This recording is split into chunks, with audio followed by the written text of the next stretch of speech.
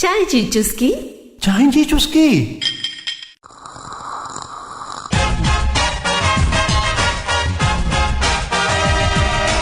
चांहि जूं चुस्कियूं भरींदे असीं ज़िक्र कंदासीं उन्हनि ॻाल्हियुनि जो जेके असांजे मन जो बोझ घटाए, असांजो मन हल्को फुल्को बणाइनि, उन्हनि ॻाल्हियुनि जो जेके असांजे जीवन खे महकाइनि, ज़िक्र कंदासीं उन्हनि ॻाल्हियुनि जो जेके असांजे सोच असांजे वहिंवार खे मोड़ ॾेई असांजे लाइ बहितर ऐं ख़ुशनुमा वातावरण घड़नि। ज़िक्र कंदासीं उन्हनि अजीबो ग़रीब ॻाल्हियुनि जो जेके असांजे आसपास थी रहियूं आहिनि या जिन जे थियण जो इम्कान थी सघे थो। चांहि जूं चुस्कियूं भरींदे, चांहि जी चुस्की भरींदे, बेशुमार ॻाल्हियूं कंदे माणींदासीं यादगार ऐं विसरियल गीतनि जा मुखड़ा ऐं मधुर गीतनि जूं कड़ियूं।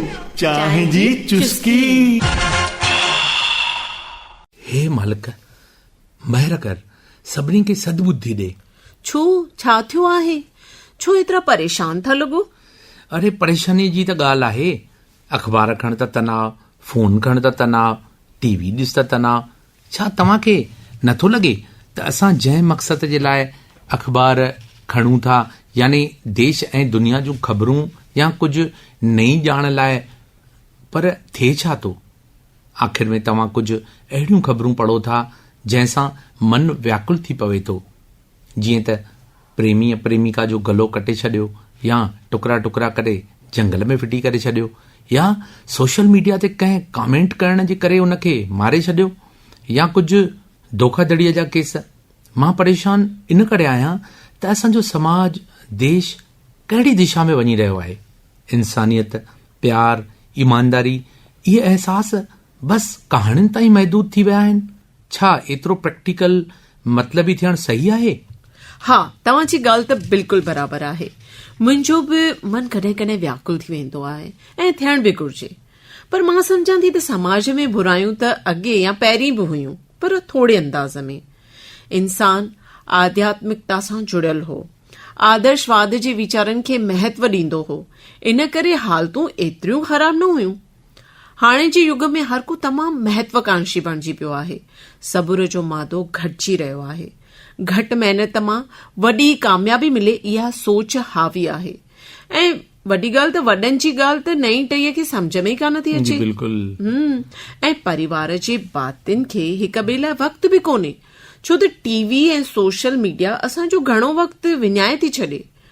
ऐं ॿार जेको बि सिखनि था न, उहो घणे भाङे टीवी, फिल्मुनि ऐं सोशल मीडिया जे माध्यमनि सां ई था सिखनि। बिल्कुलु बिल्कुलु। अॻे ज़माने में वॾड़ा ॿारनि खे सुठियुनि सिखियाउनि वारियूं कहाणियूं ॿुधाईंदा हुआ, ऐं पहिरियों ज़माने जे फिल्मनि में ॾिसो, धार्मिक जानकारियूं, तोड़े ईमानदारी या देशभक्ति ऐं भावनाउनि जहिड़ा जज़्बा ॿारनि में पैदा कंदा हुआ। हाणे जे दौर में नई पीढ़ी हर ॻाल्हि, हर जानकारी, हर मसइले जो हल गूगल बाबा या अहिड़े सर्च इंजिन द्वारा ई हासिल कनि था। सोशल मीडिया ॼण ज्ञान जी गंगा वहण शुरू करे छॾी आहे। मां बि इहो ई थो सोचां त एॾा ज्ञानी माण्हू किथे लिकल हुआ। सुनीता जी, सच ॿुधायांव, कॾहिं कॾहिं मूंखे बि कुझु अहिड़ो मिली वेंदो आहे जो दिलि ख़ुशि थी वेंदी आहे, ऐं उनखे शेयर करण खां सवाइ मां रही न सघंदो आहियां। ख़ासि करे को अहिड़ो जोक जंहिंसां खिल अची वेंदी आहे, या का अहिड़ी जानकारी जेका दुर्लभ हूंदी आहे, या असांखे सावधान करण जे लाइ हूंदी आहे, या वरी कुझु धार्मिक कहाणियूं जिन जे बारे में असांखे ख़बर न हूंदी आहे। इन लिहाज़ खां जे ॾिसजे त सोशल मीडिया वॾे कम जी शइ आहे, ऐं जेकॾहिं उनजो सही उपयोग कजे न त ॾाढी सुठी ॻाल्हि आहे। छो त तव्हां में जेका बि खूबी या कला आहे, या तव्हां कंहिं कम में माहिर आहियो, त तव्हां इहो ज्ञान शेयर करण लाइ सोशल मीडिया जे प्लेटफॉर्म जो उपयोग करे सघो था। तव्हां कमाए बि सघो था, पर उन कमाईअ जे करे ई कुझु वरी ग़लति रस्ता अपनाए करे अहिड़ा कम था कनि जो वीचारा केतिरा ई निर्दोष माण्हू उन्हनि जो शिकार थी वञनि था, जेको हिकु वॾो मसइलो बणिजी चुको आहे सॼी दुनिया जे लाइ। हा, मां सम्झी वियसि। तव्हांजो इशारो साइबर क्राइम तरफ़ आहे न? जी बिल्कुलु। सॼी दुनिया जे मथां अॼु साइबर क्राइम जी तलवार लटकी रही आहे, जंहिं करे साइबर सिक्योरिटीअ पोयां केतिरा करोड़े रुपया ख़र्च करणो पवे थो।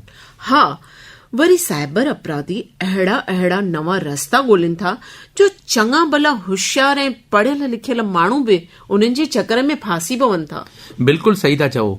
मुंहिंजे ऑफिस में मुंहिंजे असिस्टेंट जे पीउ खे बैंक मां फोन आयो कि तुंहिंजे अकाउंट लंबे वक़्त खां वठी काई ट्रांज़ेक्शन न कई वई आहे, इन करे अकाउंट लॉक थी वेंदो, या एटीएम या तूं पंहिंजे अकाउंट जो नंबर ॿुधाए त एक्टिवेट करे छॾियऊं। उन ते हू बि चिंता में अची वियो ऐं एटीएम जो नंबर ॿुधाए छॾियईं ऐं पोइ वरी उन जे फोन में ओटीपी आयो त चयऊंसि कि भई उहो तूं ओटीपी ॿुधाए त तुंहिंजो हाणे एक्टिवेट थी वेंदो। पोइ हुन ओटीपी बि ॿुधाए छॾियो, उन जा समूरा पैसा अकाउंट मां निकिरी विया।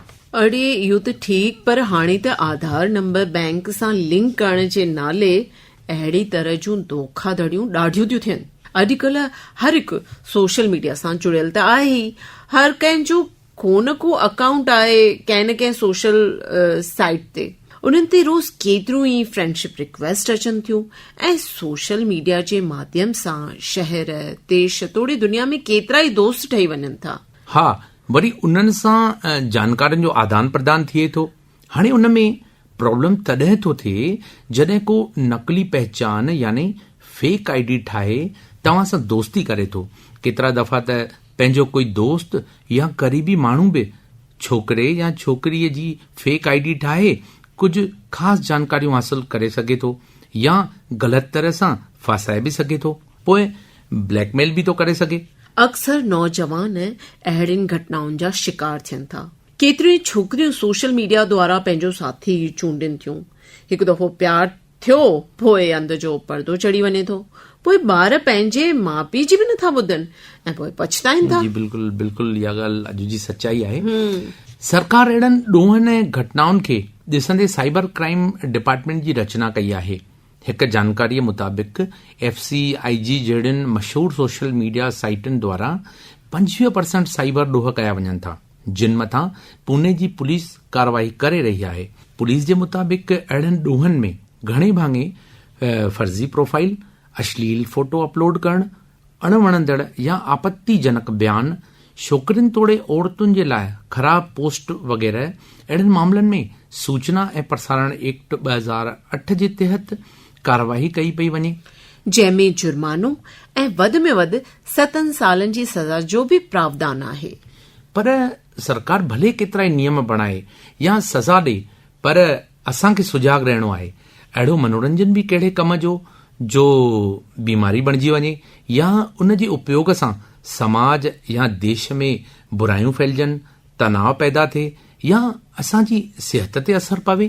अड़े हा, सिहत ते असर जी ॻाल्हि तां यादि आयो कि मां हिकु ॾाढी सुठी पोस्ट सेव करे रखी आहे, छो त तंहिं महिल मूं वटि वक़्तु न हो, थोरी बिज़ी हुअसि, त हिकु मिंट ॻोल्हियां थी, ॿई पढ़ूं था। जी बिल्कुलु, सिहत जे बारे में आहे त ज़रूर ॿुधंदासीं। ॿुधायो। लिखे थो त यादि कयो जॾहिं तव्हांजे घर में लैंडलाइन फोन हूंदो हो, तॾहिं तव्हांखे पंहिंजे दोस्तनि माइटनि जा नंबर बर ज़बान हूंदा हुआ या न? जी बिल्कुलु। हल भल सभु न हुजनि, कुझु ख़ासि त ज़रूर यादि हूंदा हुआ, पर स्मार्टफोन असांखे मूर्ख बणाए छॾियो आहे। अहिड़ा ई कुझु बुरा असर हिन रीति आहिनि। अटेंशन स्पान जो घटिजणु। अटेंशन स्पान यानी तव्हां जे कंहिं कम या शइ मथां ध्यानु केंद्रित करण या फोकस करण जी ख़ासियत, या ईअं खणी चइजे त कंहिं कम खे तव्हां केतिरो लीन थी करियो था। हाणे एंड्रॉइड फोन में स्क्रोल करे करे असांजो मगज एतिरो हेरी वियो आहे जो उनखे हर 3 सेकंड में कुझु नओं घुरिजे, पोइ भले लेख हुजे, रांदि हुजे या के पहाड़नि या एक्टरनि जा फोटो, हर 3 सेकंडनि में कुझु नओं ॾिसी हिकु आदत थी पइजी वञे। हाणे जे ॿारनि खे पढ़ाई या वॾनि खे कम में कुझु नओं नथो ॾिसजे त मन भिटके थो, छो त पढ़ाई हिकु लगातार क्रिया आहे। हाणे हिकु ॿियो नंढो मिसाल, अटेंशन स्पान जे घटिजण करे तव्हां कोई कमु करे रहिया आहियो ऐं जे उन विच में ॿियो नंढो कमु चयो वञे त मेन कम खे इंसान भुलिजी वञे थो ऐं पोइ पियो थो यादि करे त मूंखे छा करणो आहे या छा करणो हुयो। इन जो मतिलबु त उन जो अटेंशन स्पान घटि आहे। इन जो मिसाल इहो आहे त नंढनि ॿारनि जो अटेंशन स्पान ॾाढो घटि हूंदो आहे। इन करे कंहिं बि ॻाल्हि ते रोअंदा आहिनि या फॾो कंदा आहिनि त उन्हनि खे का बि लालच या रांदीको ॾिबो आहे त ॻाल्हि भुलिजी वेंदा आहिनि। हीअ ॿी पॉइंट बि तमामु अहमियत वारी आहे। पेरीफेरियल विज़न जो घटिजणु। आम तरह सां इंसान जी अखि 95 डिग्रीअ ताईं ॾिसी सघे थी। ॿई अखियूं मिली करे 180 डिग्रीअ ताईं ॾिसी सघण जी खूबी रखनि थियूं। हाणे उन 180 डिग्रीअ ते विच वारे हिसे यानी जंहिं शइ खे तव्हां साम्हूं ॾिसो था उनखे सेंट्रल विज़न चइबो आहे ऐं खाॿे ऐं साॼे पासे अखि टेडी करे असां जेको ॾिसूं था उनखे पेरीफेरियल विज़न चइबो आहे। हाणे उन विज़न सां तव्हां का शइ ॾिसी त सघो था पर पढ़ी नथा सघो। कोशिशि करे ॾिसजो। सो लंबे वक़्त ताईं मोबाइल में लगातार ॾिसण सां पेरीफेरियल विज़न ते असरु थिए थो। ईअं थियण सां तव्हां फ़ोन में जे घुसी विया आहियो त आसे पासे में छा थी रहियो आहे तव्हां ॾिसी बि न सघंदव। इन खां पोइ आहे कंज़िनेटिव ब्लाइंडनेस, जंहिंजे पोयां 10 साल अॻु हिकु अभ्यास कयो वियो जंहिंजो नालो आहे द इनविजिबल गोरिला स्टडी। सवले नमूने जे उनखे समझण जी कोशिश कजे त जॾहिं तव्हांजा माउ पीउ या कोई बि तव्हांखे कबाट या फ्रिज मां कुझु खणी अचण लाइ चवे ऐं तव्हांखे उहा शइ न मिले ऐं वरी उहे अची बिना कंहिं शइ जी सोर पोर करण जे ॻोल्हे वठनि, उहो बि तव्हांजे अखियुनि अॻियां, उनखे चइबो आहे कंज़िनेटिव ब्लाइंडनेस। आख़िरी में जेको ख़राब असर आहे उहो आहे सोशल एंज़ाइटी। साइकोलॉजी जे हिसाब सां कंहिं बि इंसान जी शख़्सियत 2 क़िस्मनि जी हूंदी आहे। हिकिड़ी इंट्रोवर्ट यानी अंतर्मुखी ऐं ॿी हूंदी आहे एक्सट्रोवर्ट यानी बहुमुखी। तव्हां पंहिंजे आसपास अहिड़ा माण्हू ॾिसंदा बि हूंदव जिन खे ॻाल्हाइण जो ॾाढो शौक़ु हूंदो आहे। ॻाल्हाइण वेहनि त अंत ई न अचे। ॻाल्हाइण जा अहिड़ा माण्हू जॾहिं 10-15 माण्हुनि सां मिलनि था त ॼण उत्साह में अची वञनि था। इंट्रोवर्ट खे वरी भीड़ भाड़ में या घणो ॻाल्हाइण नथो वणे, पर इन जो मतिलबु ईअं न आहे त उन्हनि खे अकेलो रहण में ई मज़ो थो अचे या अकेलो रहण था चाहिनि, पर कंहिं विषय या किन ख़ासि माण्हुनि सां ई ॻाल्हाइण पसंदि कनि था। पर ॿिन्ही खे मिलण झुलण त वणे ई थो, छो त इंसान हिकु समाजिक प्राणी आहे। जॾहिं असां हिक ॿिए सां मिलूं था त केतिरियुनि जानकारियुनि या मुश्किलुनि जे हल जो बि आदान प्रदान करियूं था। ऐं रूबरू मिलण जो जेको मज़ो आहे न उहो सोशल मीडिया ते मिलण खां तमामु वधीक आहे। जे लंबे वक़्त ताईं कोई अकेलाईअ में रहे थो त उहो सोशल एंज़ाइटी या डिप्रेशन जो शिकार थिए थो। ऐं वरी सभ खां चिंताजनक विषय आहे सोशल मीडिया जे इस्तेमाल सां नंढनि ॿारनि ते बुरा असर। हिकु मशहूर अख़बार पारां हिकु ग्रुप डिस्कशन कयो वियो जंहिंजो विषय हो impact of social media on under 15 years children. उन में साइकोलॉजिस्ट, टीचर्स, शागिर्द ऐं ॿारनि जे माइटनि सोशल मीडिया जे इस्तेमाल सां थींदड़ ख़राब असरनि ते सोच वीचार कयो ऐं उन्हनि खे कीअं घटाइजे इन ते बि बहस कयो वियो। इहो हिकु ओपन डिस्कशन हो जंहिंमें ख़ासि जेको नतीजो निकितो उहो आहे त माइटनि खे ॿारनि खे विवेक ऐं मर्यादा सेखारणु त तमामु ज़रूरी आहे, पर गॾोगॾु माइटनि खे साइबर एजुकेट थियण जी बि ज़रूरत आहे।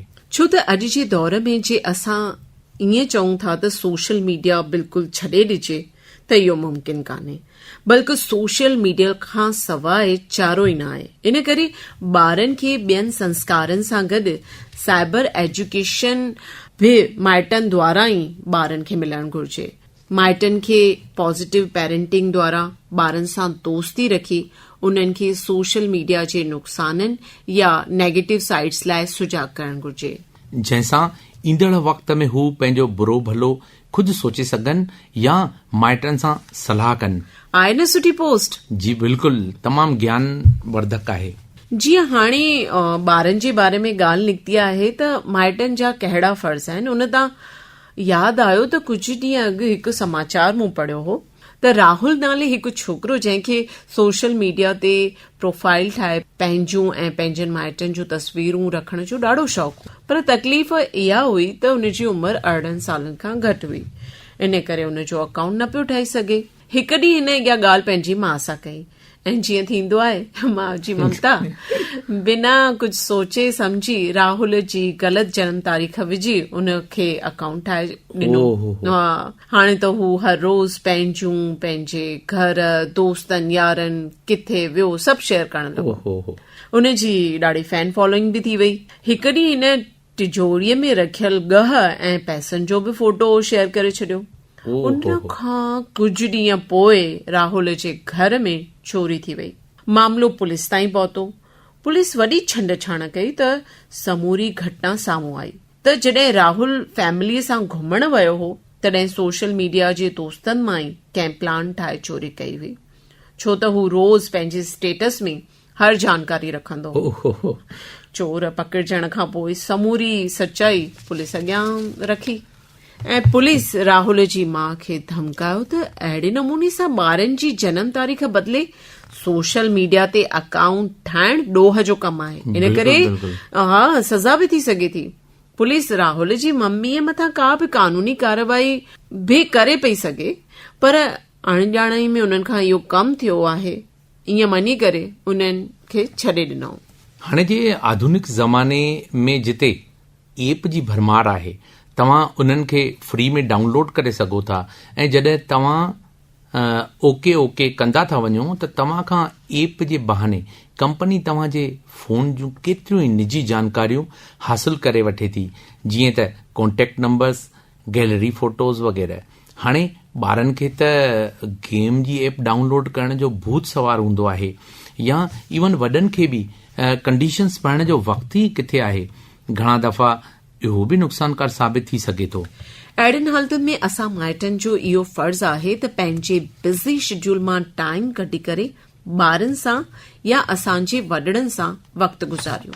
त दोस्तो, आख़िर में मां तव्हांखे चवंदुसि, कंहिं बि लालच में न फासो, जल्दबाज़ीअ में अची करे को बि कमु न कयो, पंहिंजनि माइटनि ऐं दोस्तनि सां सलाह ज़रूर कयो, हिक ॿिए खे जानकारी शेयर कयो त ई अहिड़नि अपराधनि खां बची सघिबो।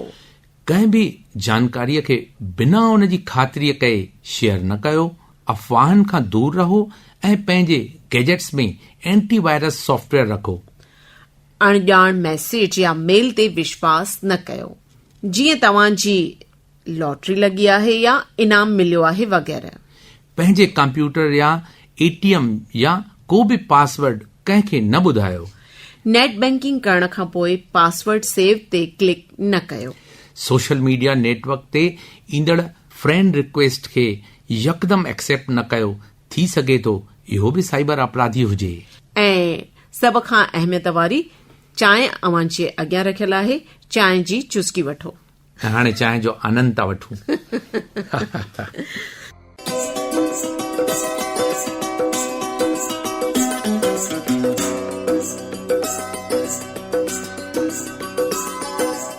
दोस्तों, तव्हीं ॿुधी रहिया हुआ चांहि जी चुस्की।